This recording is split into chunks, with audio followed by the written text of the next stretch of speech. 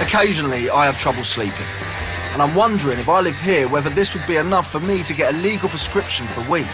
Come on in. Hello there, how are you? Hi.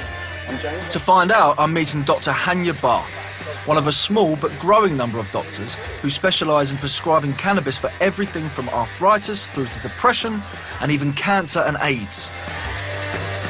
Basically, my job is to evaluate you and decide whether your condition would benefit from the use of medical marijuana. I don't suppose you prescribe it for a chest and cough, do you? Because I've got one. Well, actually, it works for asthma. Really? Yes, cannabis works. That seems so counterintuitive. It does. Yeah. It's a bronchodilator.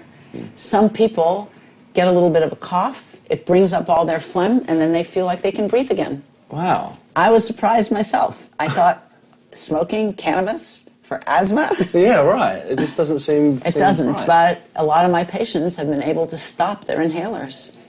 Well, there is something that I suffer with for quite a few years, on and off, in bouts, which is insomnia. Okay. And it maybe lasts for a week or two when it's quite severe, and then I'll sort of be okay for a few months, and it might come back. Have you used marijuana at all, cannabis, or never?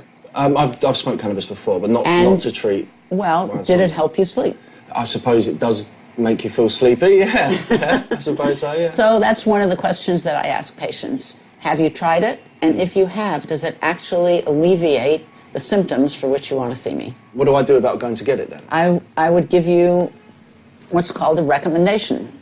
It certifies that you has your name, your birth date, and when I saw you in my office, the exact words of this are, he or she was found to have a medical condition that, in my professional opinion, would benefit from the use of medical cannabis.